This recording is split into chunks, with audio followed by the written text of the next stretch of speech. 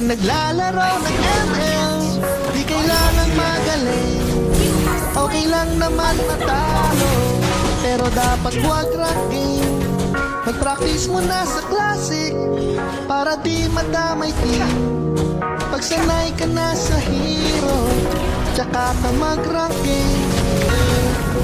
Lalakas ka rin sometime, gagaling ka rin sometime. Huwag ka lang maging toxic, huwag ka lang maging cancer. Ang laban ay mabigat, pahirapan pa sa pagbubuhat na di naglalaro ng ML.